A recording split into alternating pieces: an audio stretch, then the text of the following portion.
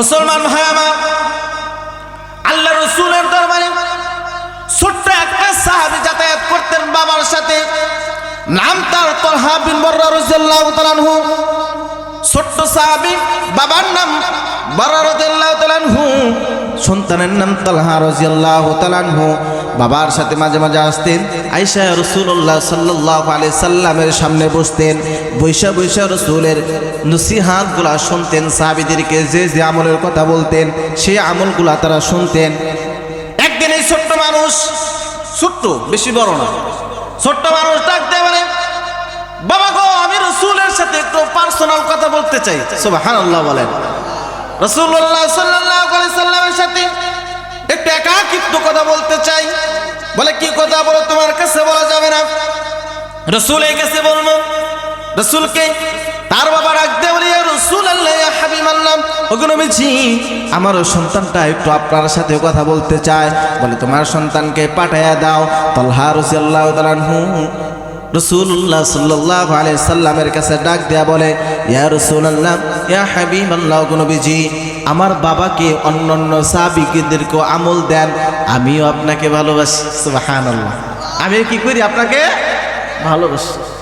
ইয়া রাসূলুল্লাহ, ইয়া হাবিবাল্লাহ, ওগো নবীজি, আমিও আপনাকে ভালোবাসি, আমার বাবাও আপনাকে ভালোবাসে, তাদেরকে তো আমল দেন, তাদেরকে তো নসিহত করেন।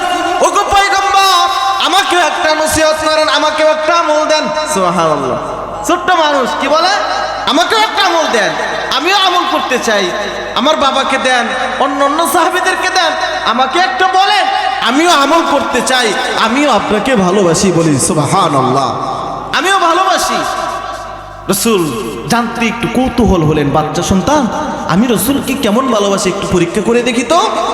আগে মানুষদের কাছে সাথে একটা খঞ্জর থাকতো, ছোট ছুরি থাকতো।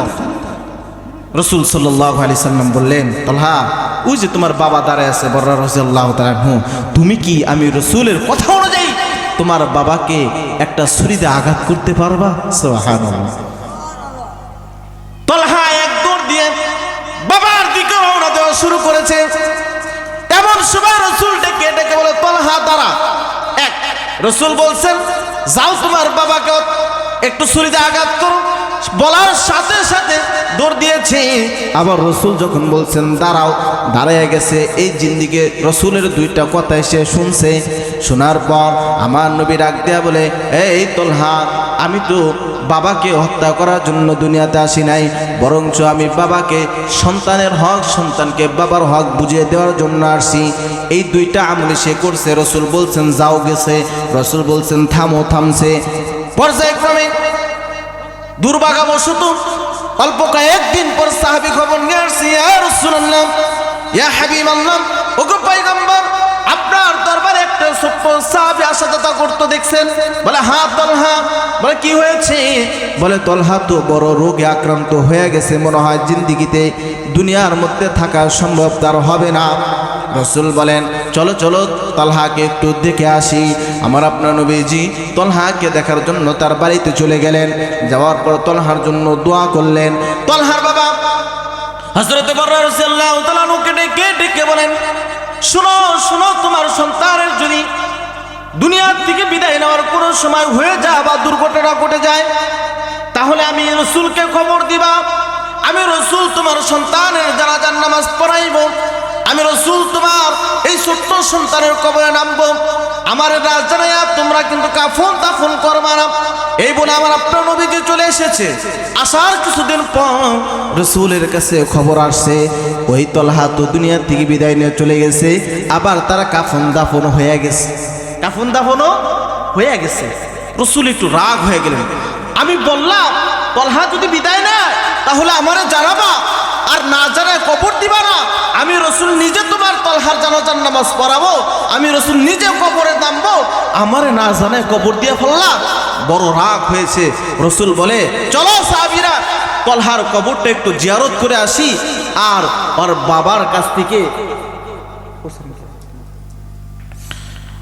বাবার কাছ থেকে জবাব নিয়ে আসি, কেন আমাকে না জানিয়ে কবর দেওয়া হলো। আমার আপনার দয়ার নবী, মায়ার নবী তালহার বাড়িতে চলে গেছে। যাওয়ার পর তলার কবরটা জিয়ারত করেছে। বাবাকে অন্য সাহাবী দিয়া ডাক দেওয়াইছে। ডাক দেওয়ানোর পর ডেকে ডেকে বলে, সাহাবী রে, তোমারে না আমি বলেছিলাম আমারে না জানায় তুমি তোমার সন্তানকে কবর দিবা না, কেন কবর দিলা? এইবার তলহার বাবা দুইটা চোখের পানি ছেড়ে দিয়া ডাক দেয়া বলে, ইয়া রাসূলুল্লাহ, ইয়া হাবিবাল্লাহ, ওগো নবীজি, আমি তো নিজে মাটি দিতে চাই নাই।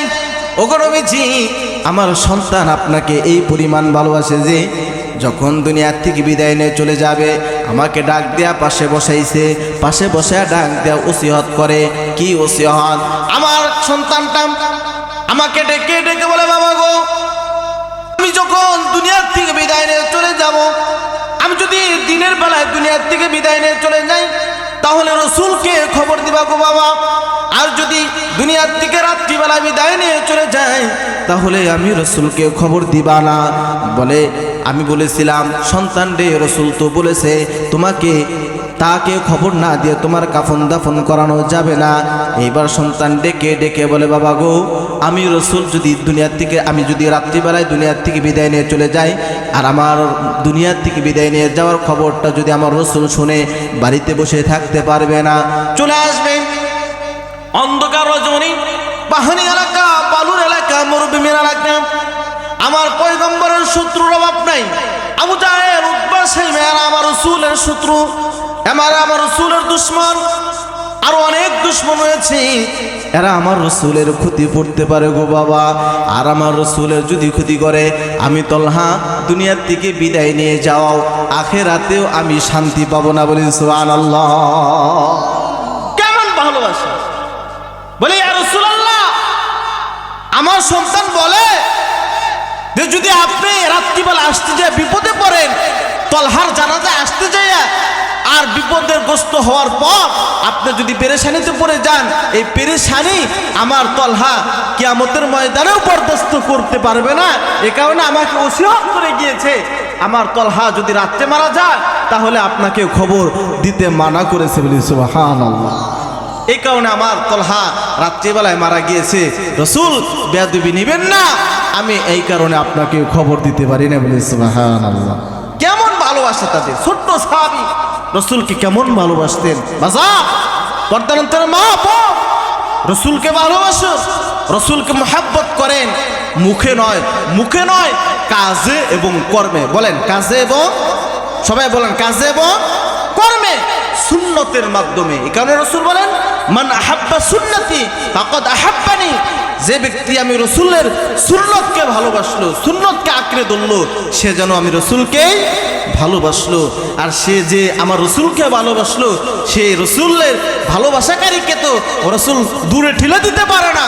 এ কারণে বলেন, আমান আহাব্বানি কানা মাই ফিল জান্নাহ, আমি রসুল তাকে ধরে ধরে আল্লাহর জান্নাত পর্যন্ত পৌঁছে দিব। বলি সুবহানাল্লাহ। মুসলমান ভাই আমার, রসুল রসুল আমার আপনার জন্য হাসরের ময়দানে দৌড়াবে। অন্যান্য সাহাবী কেরাম, অন্যান্য উম্মতরা যেখানে ইয়া নাফসি ইয়া নাফসি বলবে, অন্যান্য নবীর সাহাবী কেরামরা, অন্যান্য নবীরা যেখানে ইয়া নাফসি করবে, সেখানে আবার আপনার নবী বলবে, ইয়া উম্মতি ইয়া উম্মতি। সুবহানাল্লাহ। ইয়া উম্মতি ইয়া উম্মতি, হে আমার উম্মত। আল্লাহ, আমার উম্মতের কি খবর, আমার উম্মতের কি খবর, আমার উম্মতের কি খবর? আল্লাহ বলেন, নবী হে, আপনি পেরেশানি হবেন না, আপনার উম্মতকে জান্নাত দিয়ে আমি আপনাকে সন্তুষ্ট রাখবো। বলি সুবহানাল্লাহ।